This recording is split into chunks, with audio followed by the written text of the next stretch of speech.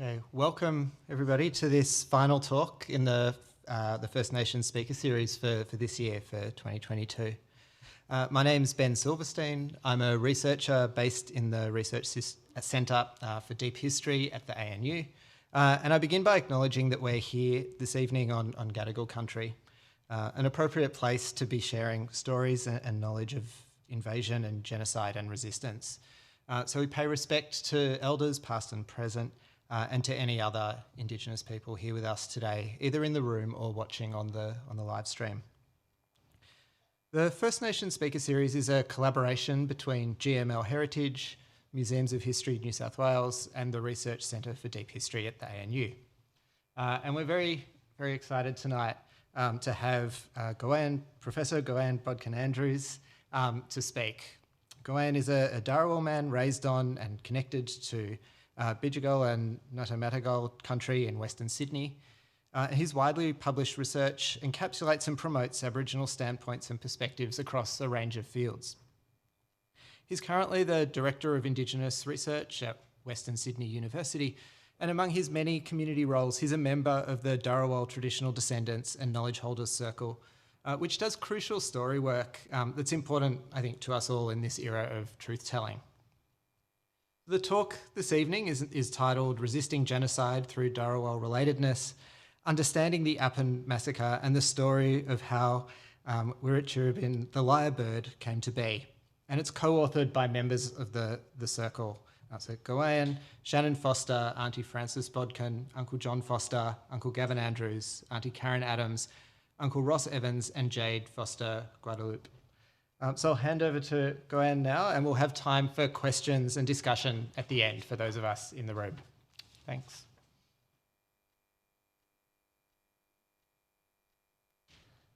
Thank you, Ben. It's an honour to be here. Please bear with me. Kaba Baradani Duabili Minyaowa, Nandirio mi Minin, Galumban D'harawal, Bidikul o Nadamadiku, Durali, Diawa, Nadagaing Owa, Bidika, Merani Bakala, Wiritijiribin, Warata. I'm just going to offer an acknowledgement to country, but before I can do that, I need to give a little bit of an idea of who I am, and I thank Ben for the wonderful introduction there. Pretty much shot me in the foot there and took my pizzazz away from me, but no, all good there, all good there.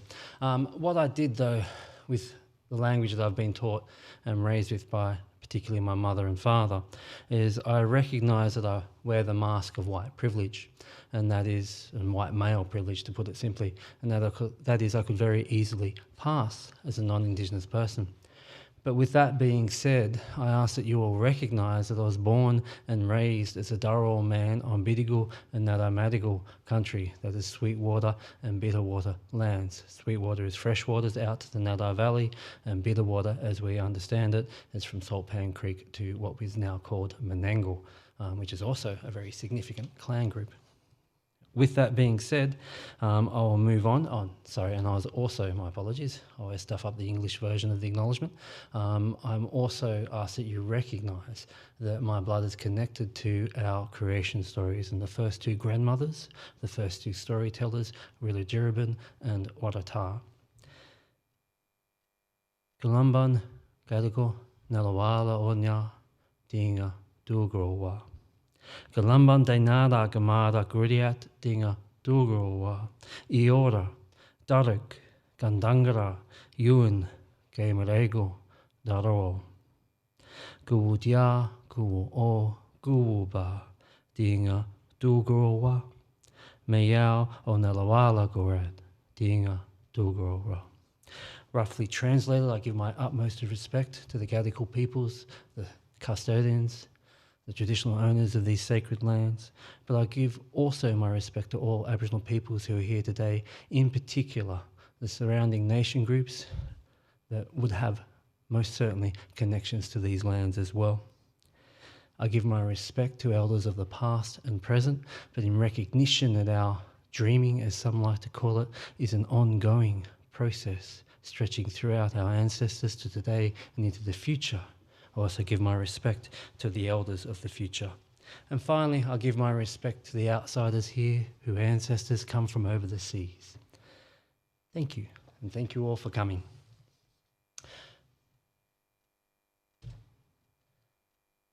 I'm going to try and talk about probably 4 separate issues today in what is now probably 55 minutes.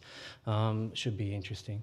First one, I'll be looking at academic critical studies, Indigenous work and theory that's emerged from that, emerging theory on theory that's revitalised or revived as well. That is our ways of thinking and our ways of knowing and being and doing, and how these are being activated within academia. From that, I'll also speak of Indigenous research methodologies and story work, and the importance of story work and storytelling within academia to help guide us in contemporary controversies and narratives, so to speak. I'll be drawing on the D'harawal traditional descendants and knowledge holders circle and their wise voices in their discussion of a particular Gawaian an ancestral story, namely the Wiritijiribin story, or how the Lyrebird came to be. And I'll be also drawing significantly on the colonial archives. Now, whether I can do this in, probably 53 minutes now, I'm not quite sure, so please wish me luck. At any rate, on the left-hand side, you have my mother, Frances Bodkin. In some circles, she's a recognised D'harawal elder who's exceptionally passionate about having Aboriginal knowledges recognised as a science. She's done significant work in D'harawal climate sciences and climate cycles and medicinal knowledges in particular, and the sharing of story that shares these particular secrets. On the right-hand side, I have my father, Gawaian Andrews, a freshwater D'harawal man who, throughout of most of his life, he worked in government and big business, so to speak. And in particular, he was a founding member of the D'harawal Local Aboriginal Land Council. He's held high-level positions in the New South Wales State Aboriginal Land Council. And in the last few decades of his life, he fought tirelessly in the likes of National Parks and Wildlife Service and varying iterations of departments of environment and heritage, so to speak. They're my teachers. But not only are they my teachers, we have the circle members there, and there we have a photo on a slight excursion that we took, or a detour we took once from our regular meetings to the Camden Museum, where we viewed what's known as a yura. Some would say a message stick. For us, or what I was taught, is a map of D'harawal country from the seas to the highlands. We also have a quote there from Lachlan Macquarie in the lead up to the Appin Massacre.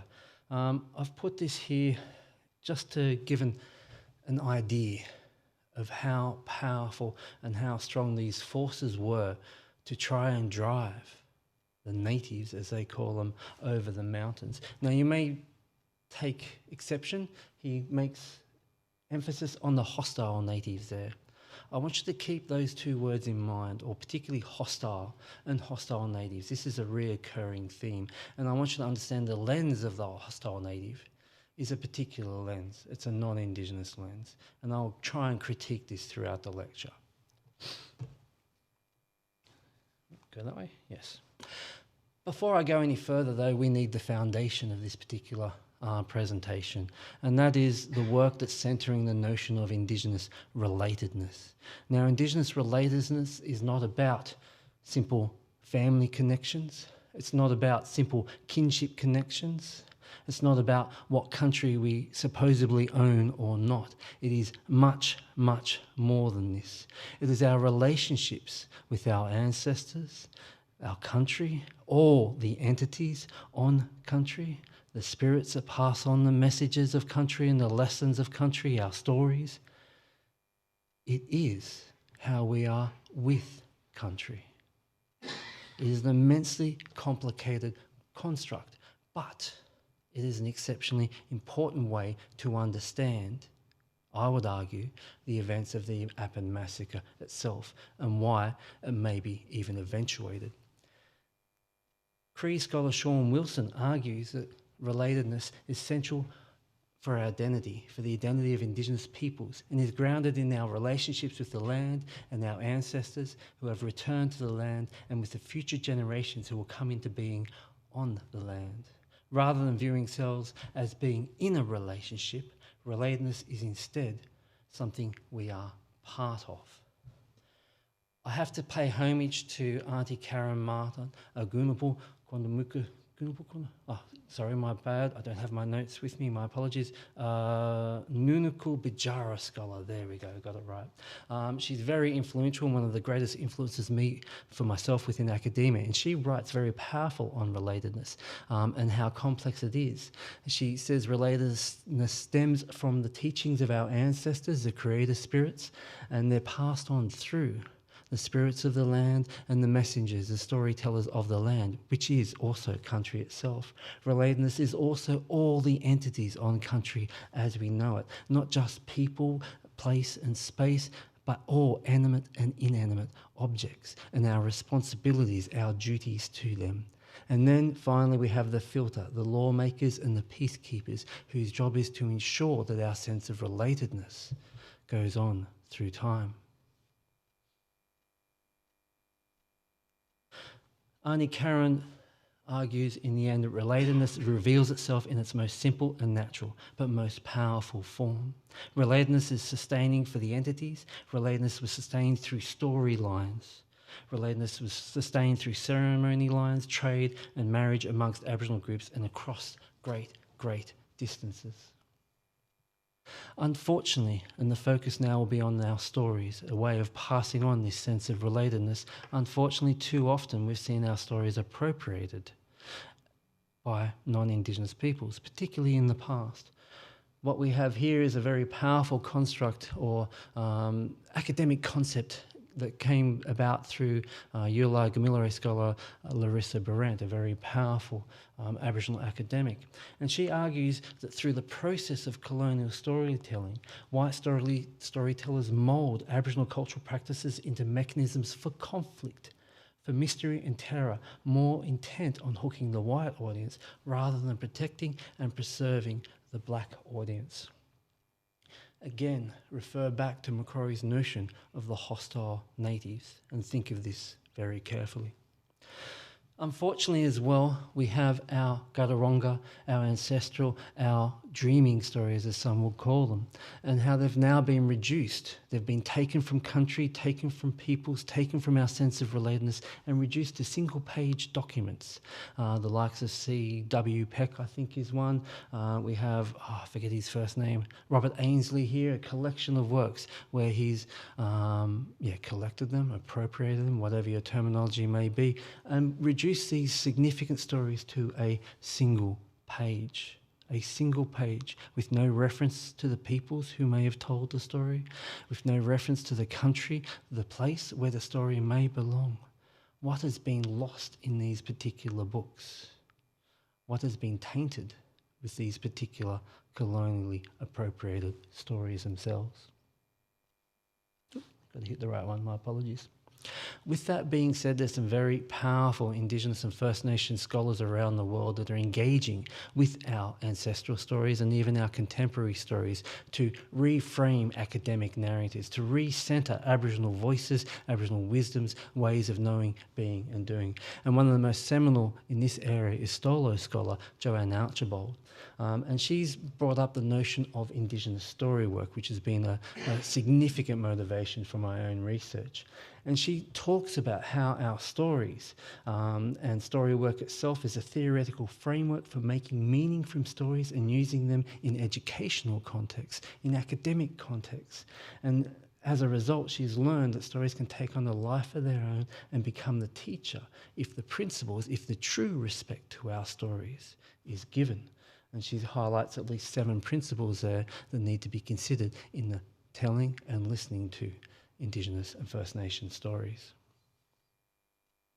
And so we now move on to my own research. It's an ARC grant, Australian Research Council Indigenous Discovery Grant, titled Shielding Our Futures, Storytelling with Ancestral and Living Knowledges. It's inspired not only by international and national scholarship on Indigenous story work, but also inspired by the work of my mother, who often speaks of stories as one of the true resources that can be traded, shared and given away, but still remain the responsibility and the ownership of the custodian, and that is our knowledges, our stories themselves.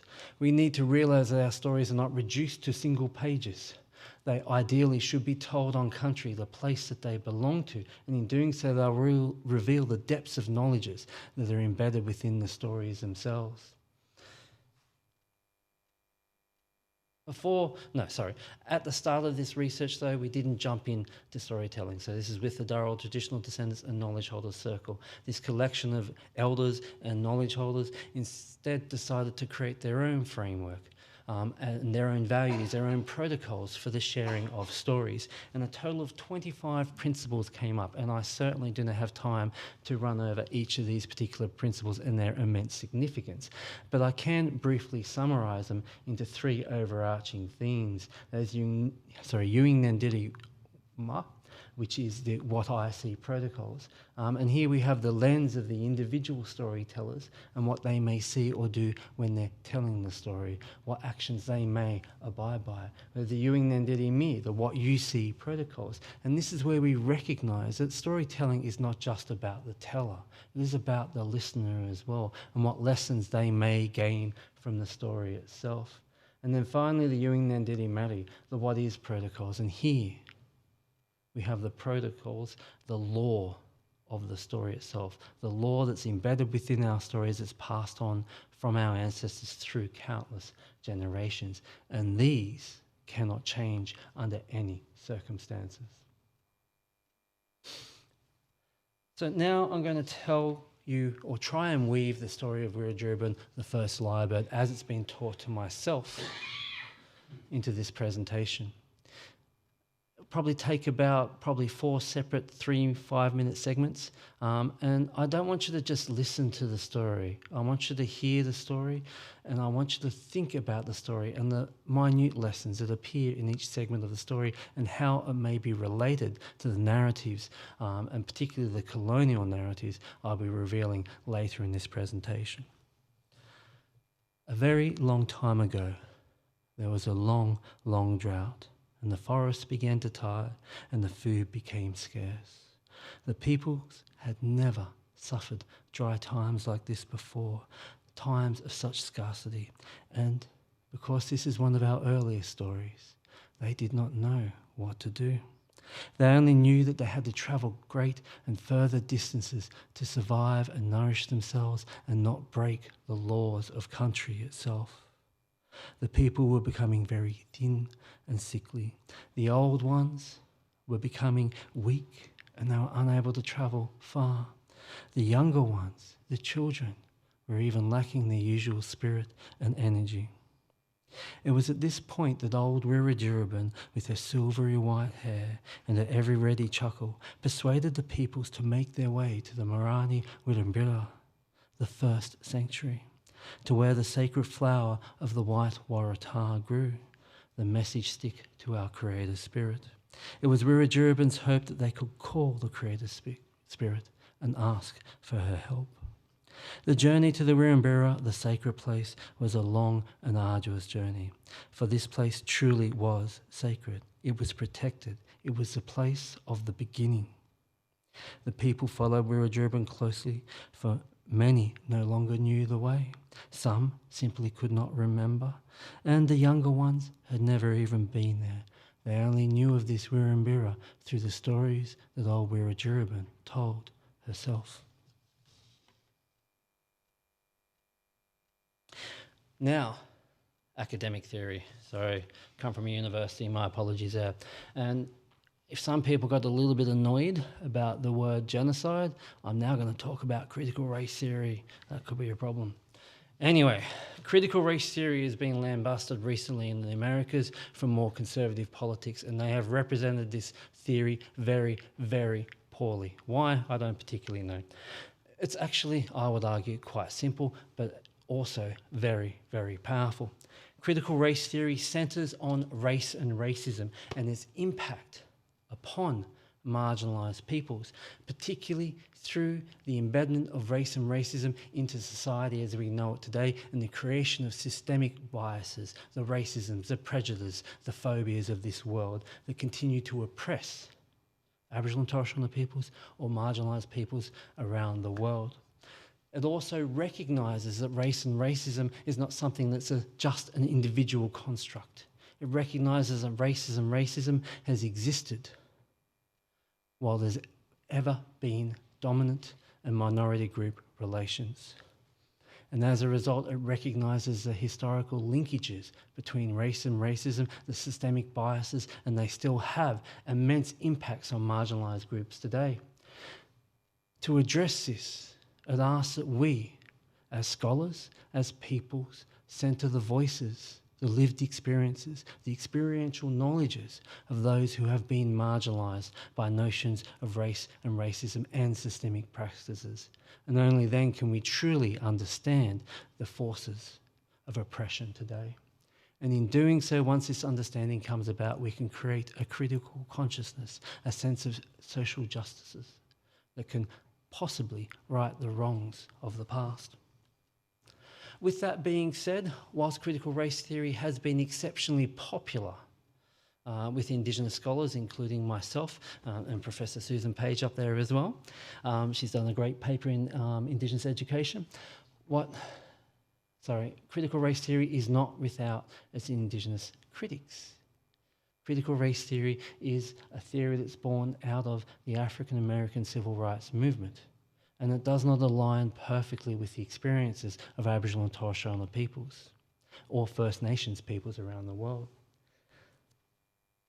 What we have here is the work of James Fenelon, the First Nations scholar, who argues that critical race theory too often ignores the notion of genocide and its impact upon Indigenous peoples, and how genocidal forces have decimated Indigenous populations, how genocidal forces have resulted in the homogenisation of a very diverse range of peoples around the world, namely First Nations or Indigenous peoples. It has created a resistance. The notion of genocide and the stereotypes that come with it has basically relabelled what we are, our resistance to the genocidal forces, as the likes of Indian attacks, or dare I say it, hostile natives, where we are simply protecting our families, our societies, our knowledges, our lands from destruction. We instead are seen as the aggressors. It bypasses the creation of settler militias and even more official military regiments, so to speak. It ignores the notion of genocide through the imposition of the Christian ethos, the one God mentality, the creation of missions and reserves and stolen generations that has resulted in assimilative practices that we are still resisting today. And then finally, we have the native slavery practices as well. James Fenelon here is speaking in the First Nations context, and I know we probably shouldn't talk about that here in Australia. Let's just call it, what would we call it, unpaid wages or payments in flour or sugar. Interesting, huh? Fenelon argues that we rely too much on the settler frames. When this happens, we lead to a denial of genocide as racism. And these settler frames obfuscate racial genocides against Indigenous peoples. And in doing so, we do not identify the European colonisers as the racist, nor do we recognise that we're in a perpetual state of war and how the colonisers are the perpetrators of these wars. Case in point, well-known recent research by Warren and colleagues. There's been a whole lot of scholars, I can't remember the names, my apologies, who've been involved in this phenomenal work that's been mapping the massacres of Aboriginal peoples throughout Australia. And we can see there in a matter of, I think it's 5 years, you've had nearly, or over 200 or nearly 250 increase in the recorded or evidence-based recording of massacres against Aboriginal and Torres Strait Islander peoples. Now, if we want to take another look at genocidal practices, just have a look at our population. So I've got some outdated statistics here, but as of 2016, we're nearly 800,000. I think we're now sitting around maybe 830,000. I can't remember the number exactly. My apologies, latest census data. But has anyone ever considered this number? Like, I know there's this concern about the growing population of Aboriginal and Torres Strait Islander peoples in conservative media and some circles within community. But we are less than what is estimated to be our population at the point of colonisation. What does that mean? In 1901, I think it was, our population was simply 93,000. Now that involves not including anyone less than the half caste, but these are genocidal practices that still have ramifications today. Another example, I don't want to go on too much about it, is the $2 coin.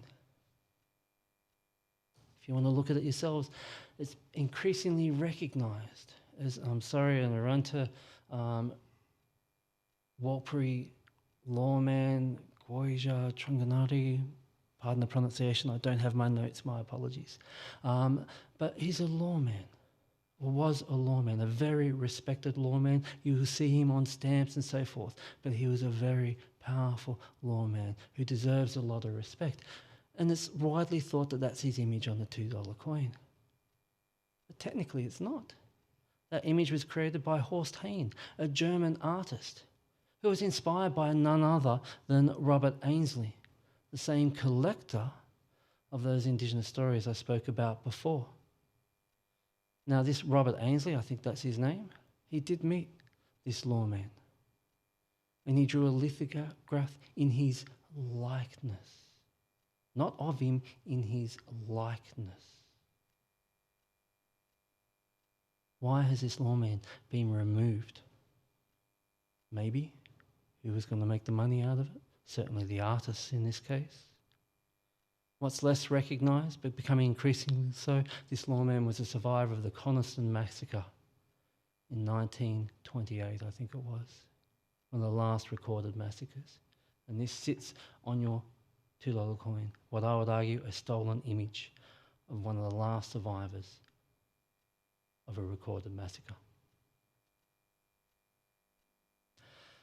Also going to give a shout out to Gomeroi scholar Nikki Moody, phenomenal scholar, and her critique of critical race theory and how it actually ignores or doesn't incorporate enough place-based knowledges.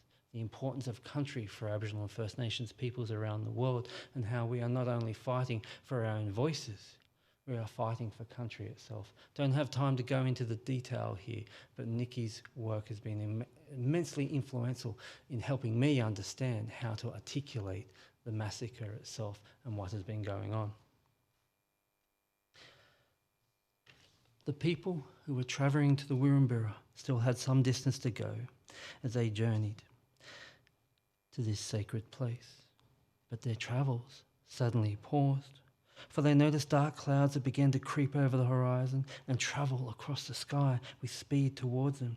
Soon they pointed joyfully at these clouds, and when a few drops of rain spattered on their faces, they jumped up and down with joy. They began to laugh and they began to dance. But the rain quickly stopped. It was over all too soon, and it was not even enough to dampen the dry ground and to stop the clouds of dust rising as they stomped in frustration. Yet worse was to come, for the clouds remained in the sky, and their sky spirits soon became playful and wanted to have some fun. And they started throwing their spears of fire at each other. And whilst the old ones, including Wiritijiribin, looked up with fear, the younger ones became excited at seeing such a display of power, so to speak, and they felt nothing but awe. But all too soon the sky spirits began to tire, and their spears began to miss, and they fell to the ground. And as a result, the dry litter on the forest floor quickly caught alight, and the fire began to rage towards the peoples, across the grounds, devouring the bushes, climbing the mountains, and even the most tallest of trees. All the people watched in horror as the fire danced across the flatlands and raced next to the rivers towards them. Now we get on to the juicy stuff, probably what you're all here for, the Appin Massacre itself. Oop, how am I going for time? Yeah, halfway there. That's pretty good. Better than I thought. My apologies. There's been many attempts of varying quality, most of which have been quite excellent when you consider the lens of which they've approached the massacre itself. You can see here that there's been many historical narratives, there's been artistic writings of the, or sorry, not writings, representations of the Appin Massacre, a very interesting economic approach by Nicole Sutton from UTS. There's a fascinating paper where she looked into the payment of the military to help determine the actual size of the military regiments. And I think she determined it's actually quite larger, upwards of 120, or more importantly, 1/3 of the total armed forces of the colony at the time. Across the 3 regiments, that is a massive expenditure of military might. Keep that one in mind. We have a number of quite interesting health representations of the Appin Massacre and the need to address historical trauma. I have a lot of respect for these papers. But of all those ones I've just mentioned, one thing that reigns true and is correlated almost perfectly across all of them, is the lead authors are non-Indigenous. But I will give a shout out to Natalie Crum, a Gamilaroi scholar, and Aboriginal scholar Bronwyn Carson, who within the media have stood up and offered some quite fiery representations of the Appin Massacre itself, and representations I have a hell of a lot of respect for. So now I'm going to walk you through, hopefully, the antecedents to the massacre itself, or what are thought to be some of the causes of the massacre. And the first thing we need to consider is a lot of historians note that there was a time of considerable peace before the massacre itself, ranging from about 1809, probably earlier, to 1814. And the likes of Carol Liston talk about there was no violence between the D'harawal peoples and the few Europeans in the Campbelltown area. There actually wasn't a few, but we'll ignore that. And typically these early relationships involved people providing labour and services that the Europeans needed. Labour and services sounds quite lovely.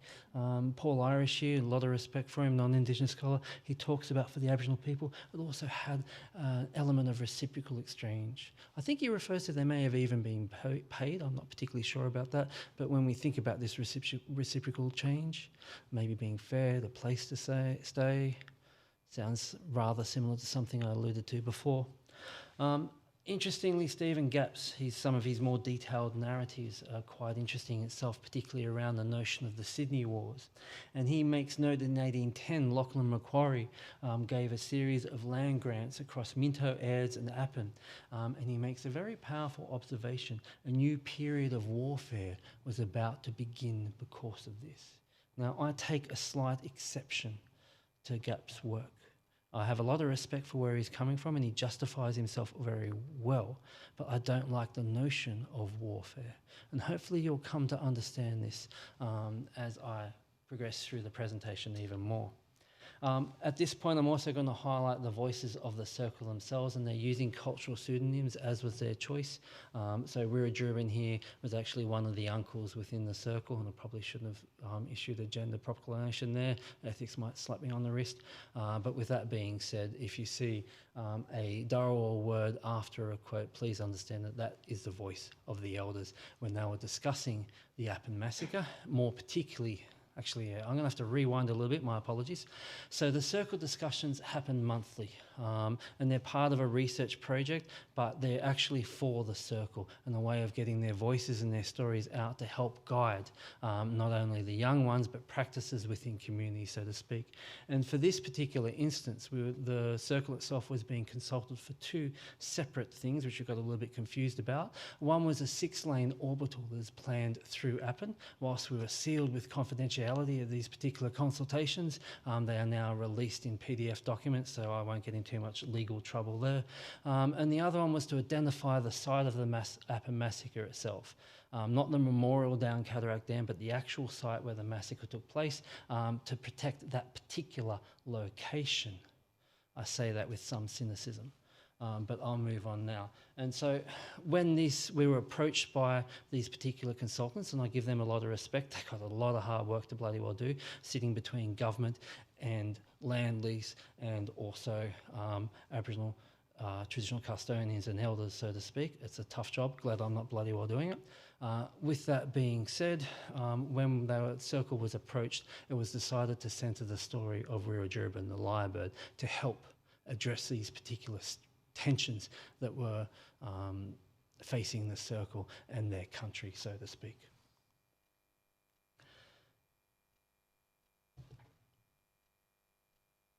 This quote here obviously talks about how important the crops were and the farmlands were for the colony, particularly around the Campbelltown area.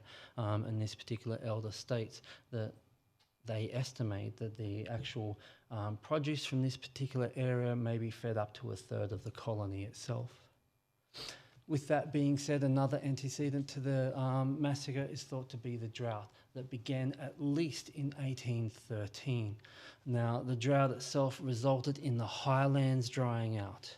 And whilst we had a number of river systems going around and through Massacre, the Kamei or the Georges River, we have the Nepean River, we have the Cataract, which I think they refer to as a creek, or Cataract Creek, but now is known as the Cataract River. It was very fertile lands, but not necessarily in the way that the colonisers would think of it. It was a very fertile space and very supportive country for the D'harawal peoples prior to colonisation itself. So the drought hit the lands, and you can see here from Wiritijiribin, he states that when the high country dried out, remember the country was getting dry too, but there was still bound to be had down in the natural systems, not the crops the farmers were producing. And this may be an explanation why the mountain tribes, who the circle calls the Gundungurra, came down from the mountains. And this is where arguably the hostilities began. Numerous historians note that many of the farmers, the settler invaders of the area, had not seen these mountain tribes before. So they were relatively new to the area. I contest this. One of the well-known Gundungurra chiefs, Kennebeogle, was sighted in Picton in 1802. And I think that may have been around the time of another drought, but that's maybe for some further research at a later date. At any rate, the mountain tribes came down, and rather than having the country as they knew it, D'harawal country, they were met with farms. Maybe not fences, but they were met with settler invaders who wanted to protect their farms, their crops, and so forth. And that's where we would argue one of the antecedents of the Appin Massacre is. And you can see here Wiritijiribin again stating it was our law that if your neighbours were sick and your neighbours then, or lands were sick, the neighbours can move down and cohabit. That happened around early 1814. In our ways, in our sense of relatedness, in our sense of duty, you just take what you need and you share what you need, and that is it.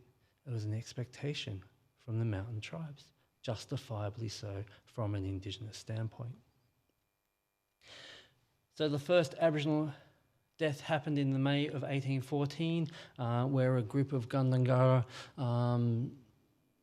peoples were fired upon and a young boy was killed. And this could be argued to be the start of the tit-for-tat hostilities, although I think there was a non-Indigenous person who was recorded to be killed before this.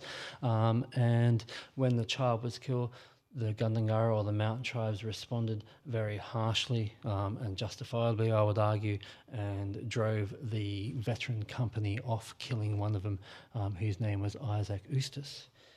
Pardon my pronunciation there. And this, as I suggested, started the retaliations themselves. Now, William Byrne, who was was a child of maybe 6 to 7 years of age around the time of the Appin Massacre, reported that the Eustace ham was allegedly paraded around and used mockingly to beg for bread. But this may seem quite savage. Like, how dare we as Aboriginal peoples do this? How uncivilised when you think about it. But William Byrne defends the Aboriginal peoples of the area. And this is another reoccurring theme in the archives if you read between the lines or read very carefully. And he states this was largely the fault of the settlers themselves, who often had treated the blacks with a great deal of cruelty. Now keep that in mind also when you think of accusations of the hostile native or the uncivilised native. And then we go to the incident where Bichigali and his family were camping at night and they were attacked by 14 soldiers. Now this is in the writings of Charles Throsby of, I think, farmlands around the Glenfield area. And Throsby wrote that the people, not content at shooting them in the most treacherous manner in the dark, actually cut off the woman's arm. That's Bichigali's wife's arm. and stripped the scalp off her head over her eyes. And in going up to them, finding one of the children only wounded, one of the fellows deliberately beat the infant's brain out with the butt of a gun. Now, you want to throw accusations of not being civilised to Aboriginal and Torres Strait Islander peoples. Here you have the militia of the settler invaders. How civilised are they? Another lead up to the Appin Massacre was the colonial fear-mongering itself.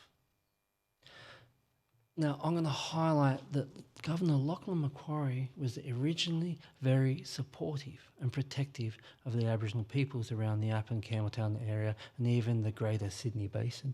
And you can see here in his writing to Earl Bathurst, his superior, he says, "I'm not at all apprehensive that they're making further attack on the settlers unless provoked as before by insults and cruelties." Macquarie himself recognises what is happening within the Appin area and the greater Sydney Basin area. Maybe the relations between Aboriginal peoples and the settler invaders were not as peaceful as some historians make it out to be. Regardless, the settler invaders, the farmers themselves, were not happy with Macquarie's defence of the Aboriginal peoples, and there was a lot of mistrust of Macquarie's ability to protect them, so to speak. And so the fear-mongering took place, and it probably may have been contributed to by some certain blackfellas as well. We're known for our mischief at times. But anyway, what we have here is a well-cited example of the reports of the natives of Jervis Bay who were threatening to come up into the Appin Macarthur area and to basically wage a war, so to speak. And it says here that when the moon shall become as large as the sun, they will commence a work of desolation and kill all the whites before them. Written by a white fella, I may add. So keep that in mind. This never eventuated. All the historians note that this never eventuated. But there was a battle. And this one I'm going to give a lot of credit to Stephen Gapps for. He actually does a quite narrative about this, quite good narrative about this in the Sydney Wars, and the Battle of Razorback, right near where I live actually, now known as Razorback Mountain or Razorback Range, in between Camden and Picton. Now here, Gapps focuses on a report by Samuel Hassel, who I think was a reverend at the time, but also a farm owner, who heard of an imminent attack from a young, stately Aboriginal boy. And he warned them that they were going to attack the farm of the MacArthurs. Now, in this warning, or due to this warning, Hassel quickly gathered together a local militia of up to 40 men who were armed, although some would say, some historians suggest quite poorly armed, but they were armed regardless. And they went in search of the hostile natives. Again, we have the hostile natives, but first located some friendly natives that was led by Budbury, another reoccurring name. And they warned this militia that this group of warriors will respond quite harshly to any threats. But still, Hassel and his militia wanted to go forward and to drive, so to speak, these hostile natives from the lands and protect the MacArthur estate and the surrounding states, so to speak. And as a result, they eventually found the hostile natives on Razorback, who were placed on a high perpendicular rock, quite strategically placed. And Gapps was quite complimentary about this, of course. And Hassel reports of spears and stones coming down in great abundance, and then criticises his comrades, though, with his guns for being too bold in following them, that is the Aboriginal warriors, and then firing. But all the natives did is they fell to the ground and then got up and began to dance. So you have these forces, this militia, where spears and stones was rained down upon them. One thing I noted, Turbot, also Gapps, they don't talk about any death. Gapps actually notes instead that Hassel stated that Hassel could not but wonder that a great number of us was not killed. So they were ambushed. They fled with their tails between their legs. Hassel himself spoke of people or militia members who were running faster than the horses could travel up and down the mountains. They were fleeing in absolute fear, yet there is no direct report of death. Why is that? Was this a warning? This is a report of the Aboriginal hostile natives dancing and goading them, but there was no death. I could be wrong, but this is an interesting observation, possibly more of a ceremonial warning than an act of war, so to speak. And a reminder of Wiritijiribin's argument. As was our ancient law, if your neighbour's lands were sick, your neighbours can move down and cohabit. Our responsibility to each other as peoples, our sharing, our sense of relatedness, our duty, our laws. Most of the deaths between 1814 and 1816 recorded were of the settler invader farmers, non-Indigenous peoples. They were also reported by non-Indigenous peoples. Just an observation. One thing that I noted, and it's a very faint accusation to make, that in most of the reports where non-Indigenous peoples were killed by the hostile natives, this often happened in response to being berated, being fired upon. In response to the laws of country, the laws of relatedness, the laws of sharing, being violated. There are also numerous reports of where the hostile natives left farms alone and let people survive because of their previous positive actions with Aboriginal peoples.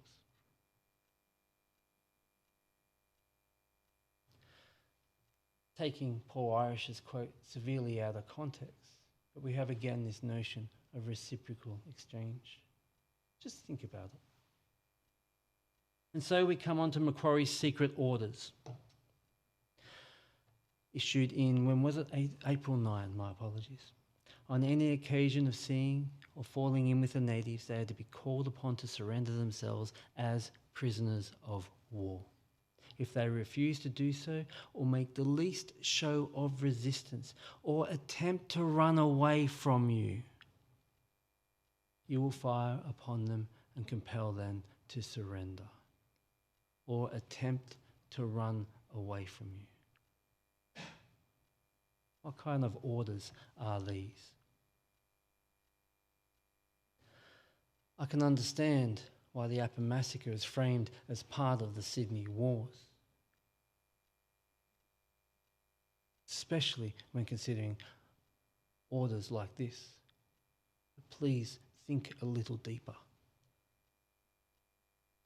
Beale here talks about, the fact that we don't have a treaty, but war has definitely been declared. And as a result, we have all of those things. It just opens up a can of worms, a Pandora's box of just, and pardon my language, total fuckery. It opens up genocide and erasure in one of the circle discussions. I also need to make note of the native guides that are often cited, sometimes ignored. Budbury and Bundle, numerous historians note that they were the two native guides for the 46th Regiment. Bundle, a number of the circle members claim descent from Bundle's bloodline, and this is exceptionally important to the circle themselves. What is less mentioned is that Budbury and Bundle were effectively conscripted under duress. And this is again in Throsby's writings, where it's noted that they were asked to be guides, and then something else was stated, and then they returned with considerable impressions of fear. Turbot, the historian, notes that we'll never know what Warby and Jackson said to them, but within a week, Budbury and Bundle had been unwillingly enlisted as guides. On the 11th of April, 5 days or 6 days before the massacre, depending on your timing, Budbury and Bundle escaped. I also want to note just here, and I'm going to on the left-hand side are the hostile natives that Macquarie wanted caught at all costs. The top 5 are deemed exceptionally dangerous, but 6, 7, 8 are suspects. Suspects, whatever that means. And how I'm reading it, I could be wrong, number 6, I'm not very good at reading this writing, I suspect maybe D'harawal, one of the men killed in the Appin Massacre itself. So keep in mind he was a suspect, not proven guilty or anything like that, so to speak. There is also no mention of Kennebeogle here, who also features very strongly in the massacre itself. On the right-hand side, you have a list of the guides, native and non-native, and you can see Bundle at number 11 there. Not sure where Bugger is, but anyway. As the raging fire drew even closer, one of the warriors spotted a cave high on the side of the valley and screamed for everyone to follow him. The children and the oldest ones, though, looked up in fear, for they saw how difficult the cliffs were to climb to reach this cave. The adults, though, the warriors, the mothers and the fathers, they were panicking. The cave was closer and easier to get to, at least for them. The people, they were so afraid, for they had never seen such a fire before, and they fled towards the cave, choking on the thick black smoke, leaving the weakened children and old ones behind, thinking that maybe someone else was leading them up the mountain, then cliffs. Calmly, though, old Wiritijiribin captured their attention. Shaking her head, she pointed to the cool green gully ahead, and even though the smoke was blinding, she had the children and the old ones link hands and follow her into the gully as fast as possible. It was here she placed the children and the old ones together in potholes of water to protect them from the heat of the fires. But when she saw the pothole for herself and her beloved grandson, there was only one small hollow left beneath a bank on the edge of the creek. She placed her grandson here and then disappeared into the smoke. The fire raged overhead and the trees seemed to hiss with agony as the smoke tried to choke the life out of all entities on the lands. The children and the old ones, though, trusted Wiritijiribin. They listened to her, and despite their greatest of fears, despite the heat that was pounding down upon them, they stayed where they were.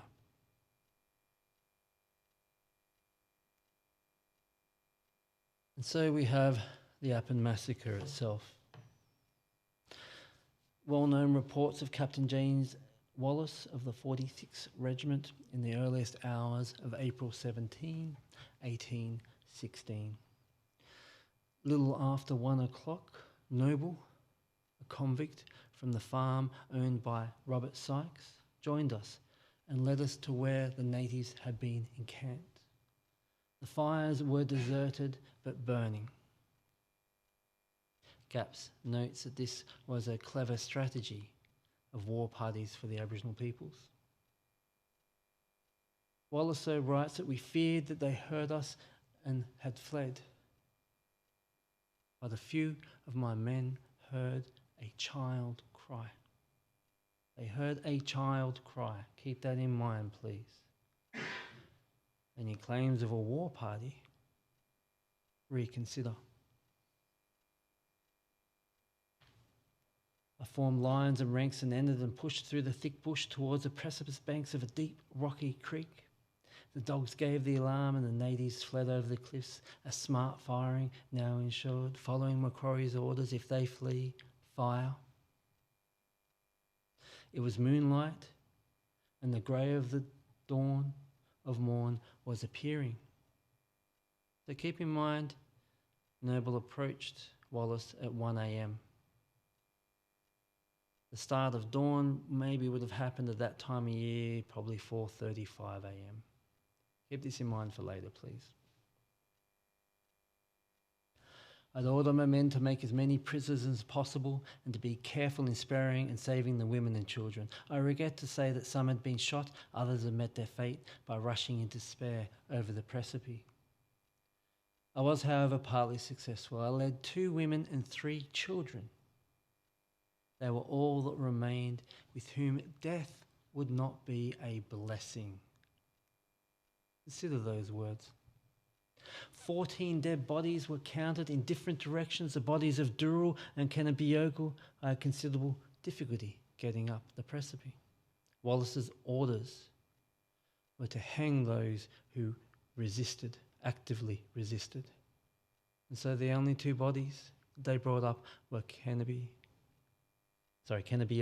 and D'harawal. Kennebeogle is widely recognised as a Gundungurra war chief, D'harawal a D'harawal man. I regret the death of an old native Balian and the unfortunate women and children from the rocky place they fell in. I detached Lieutenant Parker with the bodies of D'harawal and Kennebeogle to be hanged on a conspicuous part of the range within Lachlan Vale.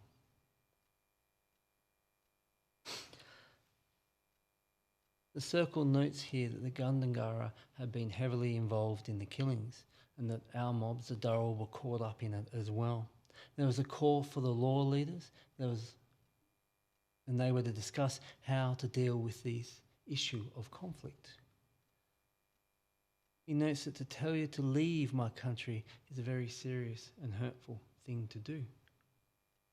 Was this a war party?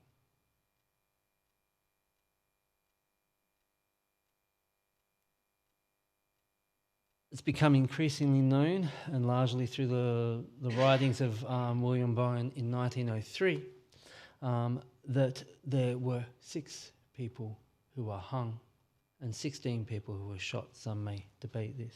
Sorry, 3 people who were hung and 16 people who were killed, shot and killed, so to speak. The only ones who were given the dignity of being recorded in our histories, and I'm going to emphasise his stories, were men. Balian, D'harawal and Kennebeogle were the only ones who were named.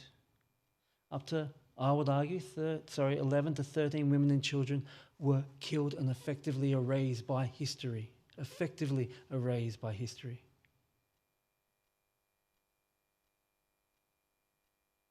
Two women, 3 children were taken as prisoners of war. And the 3rd body was hung. Michael Pickering here writes in 2012 an investigation on William Bowen's writing, and they found a 3rd skull with that of Kennebeogle's and D'harawal's, a 3rd skull, and this was the skull of a woman. Why was she hung? Why was her skull with that of Kennebeogle and D'harawal? Was this a war party? Or was this a mother desperately protecting her children?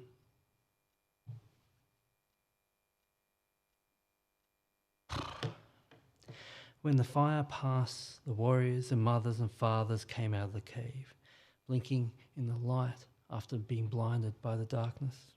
They were distraught, for whilst they were trapped in the darkness of the cave, they had realised that the children and the old ones had not come with them. And despite the scalding hot ground, they ran from the cave as soon as they could through the smoke and the smouldering fallen trees. They ran down to the gully, in which they found that the undergrowth around the gully was barely even touched. It was there they found the children and the old ones, all except for Wiritijiribin.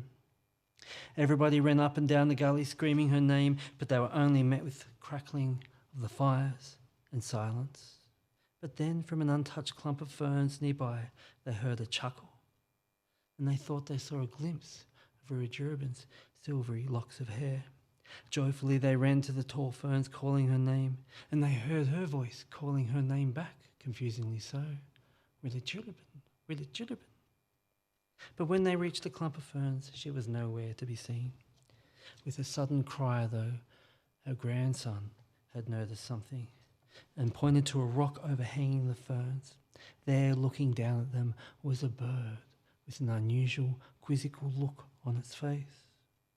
It was a strange creature, for it had brown and black feathers that were almost the same colour of the Wiritijiribin's old skin. And when the light shone on this bird, they would see flashes of silver run across her tail feathers. But most importantly, the eyes of this bird twinkled like old Wiritijiribin's did. And this bird chuckled just like old Wiritijiribin. And so the first lyrebird came to be.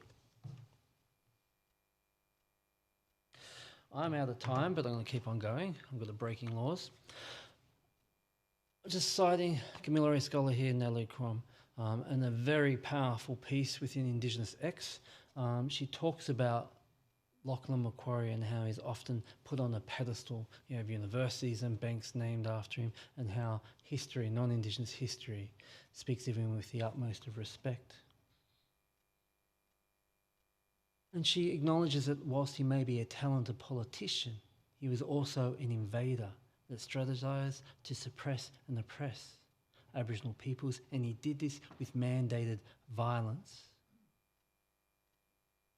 His excuse was in response to Aboriginal violence, was in response to the hostile natives. But this Aboriginal violence was viewed through the lens of the coloniser, not through one of Aboriginal resistance, not through the eyes of a dispersed and oppressed peoples. This distinction is an important one and goes to the white supremacist origins of invasion and subsequent discourses of historical events post-1788. And so I'm now going to briefly talk about some of the erasures or silences of the Appin Massacre. Very briefly, my apologies. The drought is often spoken about, but the full consequences are not understood, and how this was a driver for the mountain tribes to come down in peace. The argument the mountain tribes were not seen before, yet there are records of the likes of Kennebeogle in Picton in 1802, pardon my spelling mistake or my typo there. There were 3 military regiments, and Nicole Sutton has identified that this takes up a total of a third of the armed forces. This is a massive military undertaking. The notion that Budbury and Bundle fled is often ignored. There is discussion, often blame at the native guides, but we would note that the majority of the guides were non-Indigenous. There was discussion that the other 2 regiments that were put through the Sydney Basin area did not have any conflict. Why was this the case? Was it because they were tricked? Or maybe, just maybe, the drought was over? Noble's property was 500 metres from a cliff face where the Appin Massacre was thought to take place. Yet if you read carefully the writings of Wallace, I think it was, this took place over a few hours. If we're going to pinpoint one particular area to protect, whilst land companies and road builders go all around it, who is that serving? The survivors and those who were killed in the Appin Massacre, particularly when it's put into one small, tiny location, maybe with a nice little plaque,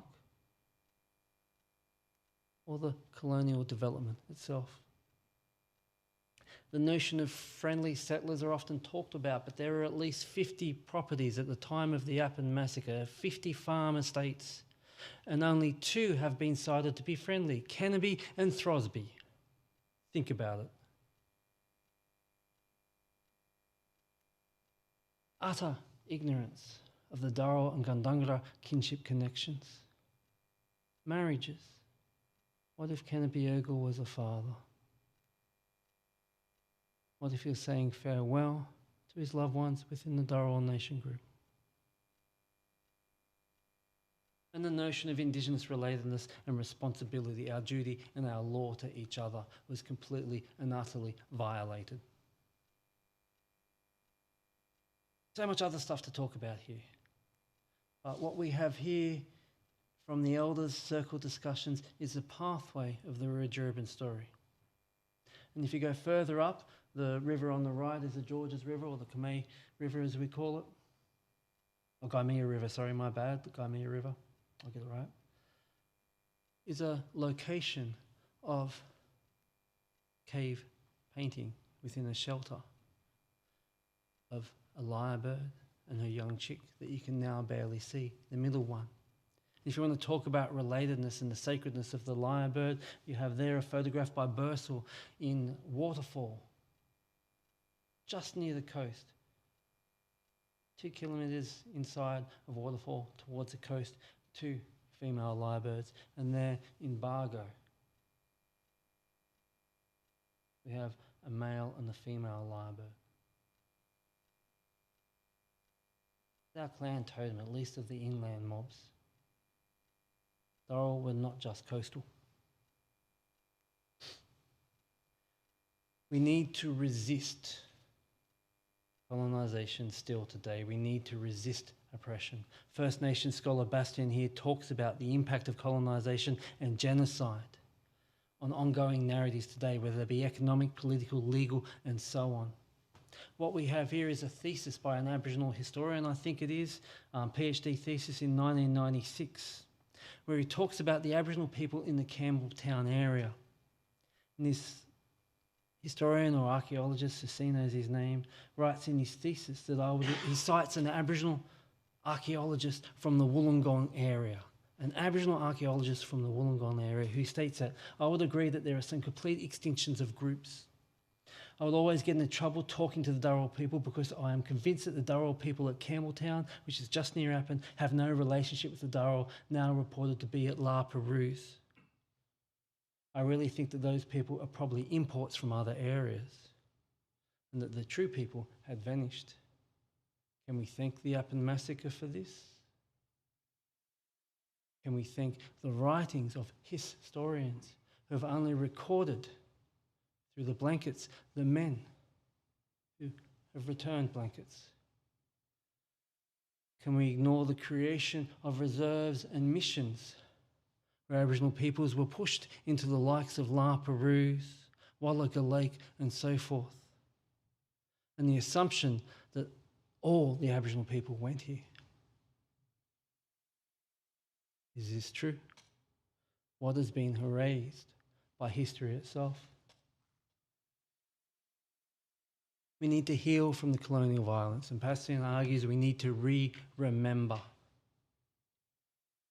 We have to focus on retelling our stories, on reconnecting with our stories and our knowledges, our lived histories, our oral histories, and we need to share these stories and respect these diverse stories of survival, and only then can we reconstruct who we are as Aboriginal and Torres Strait Islander peoples. Otherwise, we simply rely on the male-dominated colonial archives that erase, I would argue, 3/4 of our population.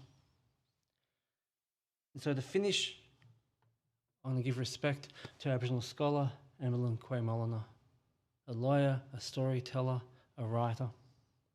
The dreaming is the ongoing creation of all that is. The many dreaming ancestors formed reality as we know it and continue to exist today. Through their stories, Aboriginal people connected to country as family. Our grandfathers and grandmothers are in the trees, the rocks, the birds, the wind, the sun and the moon.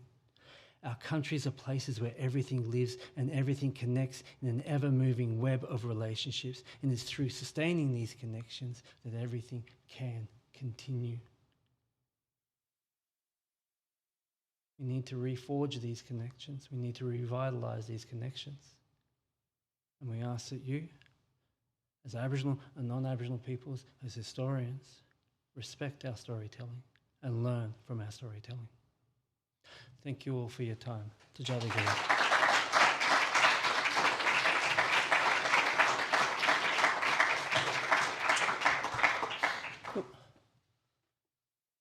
Thanks so much, Gawaian. We'll take a few minutes for a couple of questions. So I'll open up to the floor if anyone wants to raise their hand. I have no question, but thank you very much for sharing that very important story with us. Thank you. I'm honoured. Thank you.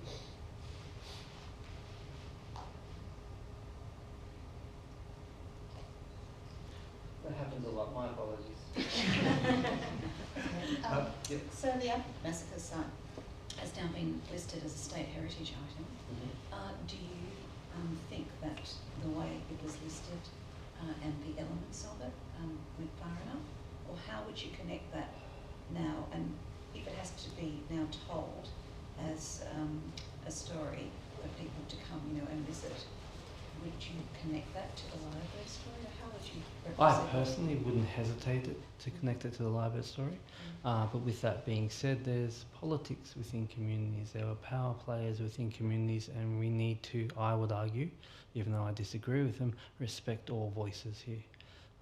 How we come to a compromise, I don't particularly know. What I am begging, though, is no voice gets erased.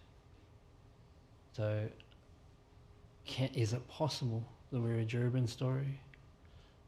I hesitate to talk about the place of creation to where they were heading to, simply because I know the elders don't want that known, so we have to respect that as well.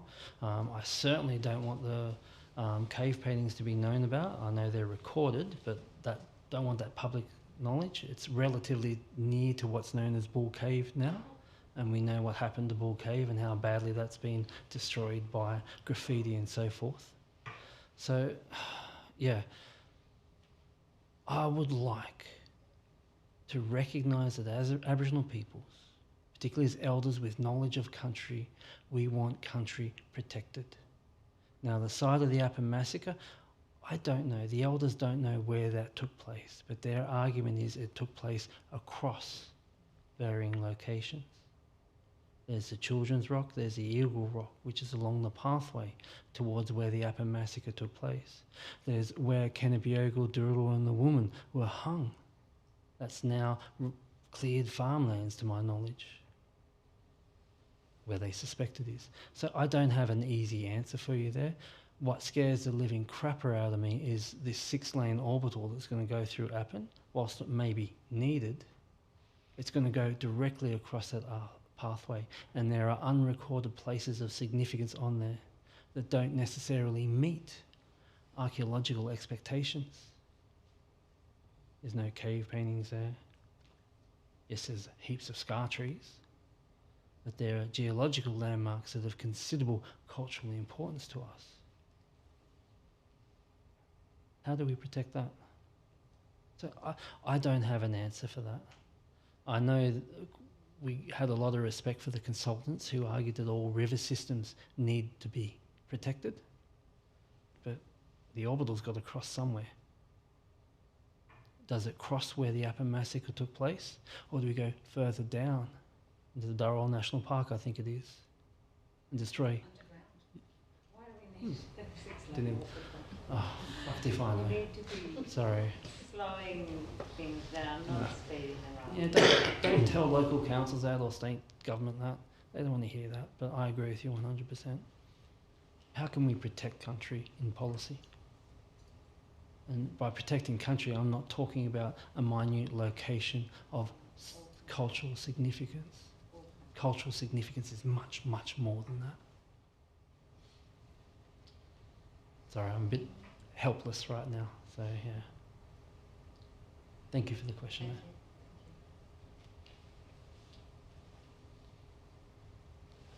I think I'm off the hook. Yeah. Okay, thank you. We might finish there. Thanks so much to Gawaian for sharing those stories with us, and those critiques, really powerful critiques as well of colonising stories and memories of massacre and of genocide. Thank you all for coming and for tuning in on the live stream. This is the last First Nations Speaker Series talk for the year, but stay tuned. We will have more in 2023. Thank you. Thank you.